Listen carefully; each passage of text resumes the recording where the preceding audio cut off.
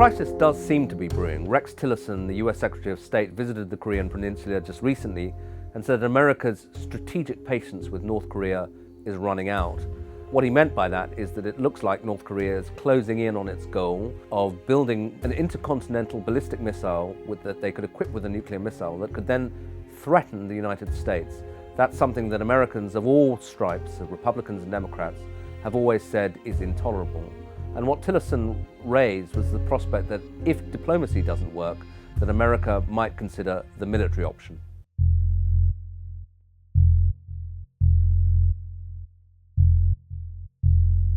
I once asked a senior US policymaker in the Obama administration if there was a military option over North Korea, and he said yes, but it comes at a very high cost.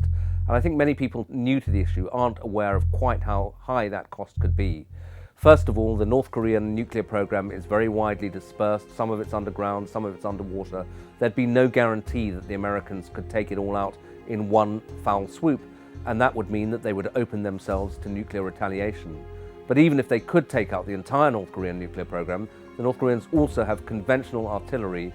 Seoul, the South Korean capital, is just 35 miles from the North Korean border, and it's widely thought to be highly vulnerable to North Korean artillery attacks. So they could attack the North Korean program, but there would certainly be retaliation and many casualties.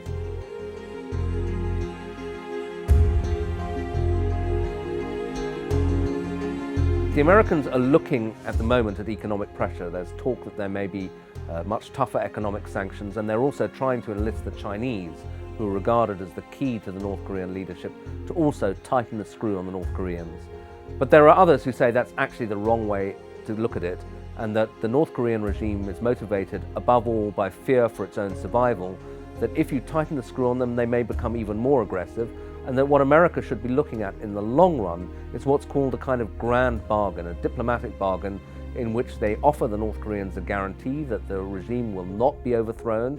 They may offer also economic aid in line with that, and that in return, the North Korean program, if not dismantled, is at least frozen. But for the moment, we look like we're heading more towards confrontation than any effort at diplomacy.